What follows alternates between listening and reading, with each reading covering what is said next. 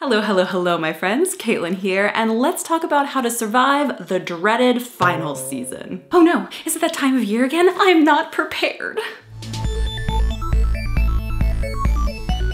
So final season is insane most of the time. Even if you are the most prepared and organized person, it can still get crazy stressful. So much of your grade can be riding on one test or one paper, and just generally condensing a whole semester's worth of information can feel impossible. But I have survived 4 years of college level finals, so I've got some tips for you. First, you gotta start planning as early as possible. Now I know, you might be watching this video the night before your final and you're trying to cram all the information in, so this tip doesn't seem very helpful, but just store it away for next year. So what start planning early means is to figure out when all of your finals are as soon as possible. Do you have several bunched together or even some at the same time? Check to see if your school has a policy about this and see if you can change one or more of the time so you don't feel so overwhelmed. My sophomore year, I had 3 exams back to back on the last 2 days of finals.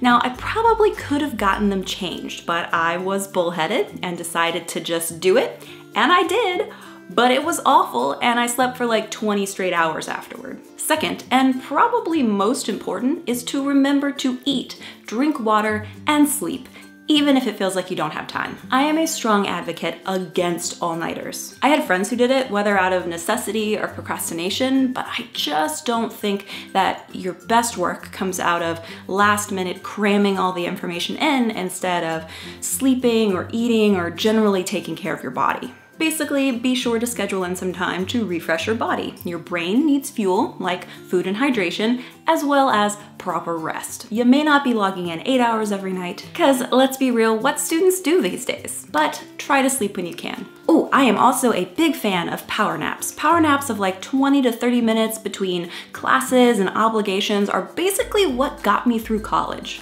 Third, if you don't know already, figure out your learning style. Are you auditory, visual, kinesthetic, or some combination? Knowing your learning style is super important during final season because it helps you determine how to study. I'm a very visual and kinesthetic learner, so I would make fill-in-the-blank and essay study guides and then actually fill them in. The process of actually writing out the answers helps me be faster during the test, and then seeing the answers written out would help me better visualize it during the test. But if you're an auditory learner, you might benefit more from having a study group and orally discussing the subjects so that it might help you synthesize the material better. Also, just a general note, don't be all secretive with your study tactics. Share your study guide or flashcards with your classmates and then get together and quiz each other. Basically, share the knowledge and your tricks for remembering because you never know what someone else is going to have picked up that you didn't. Fourth, don't be afraid to ask for help. This could be asking to form a study group with your classmates like we just talked about, or asking your professor for an extension. So generally, professors are kind of fed up with student BS at this point in the semester, or maybe even in their career, which means sometimes they can come across as a little bit harsh or ultra negative. But first of all, it never hurts to ask. And second, if you approach them early enough,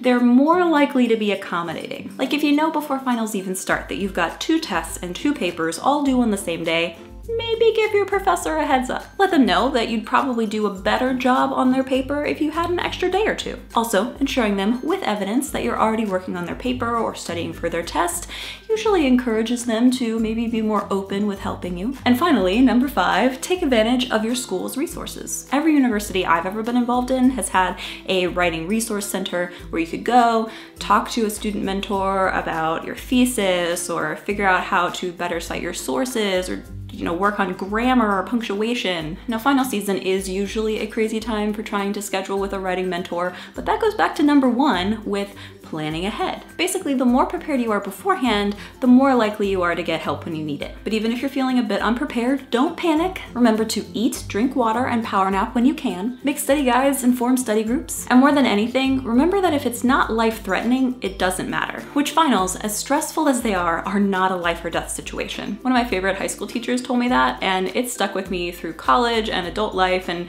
basically it's one of the best pieces of advice I can give you. So for the question today, are you stressed about finals? What are your best tips for dealing with final stress? Tell me down in the comments, plus remember that you can check me out on these other social media sites. And if this video made you smile, then hit that subscribe button and the notification bell so you know the moment that there's a new video for you. And I'll see you guys next Thursday. Bye!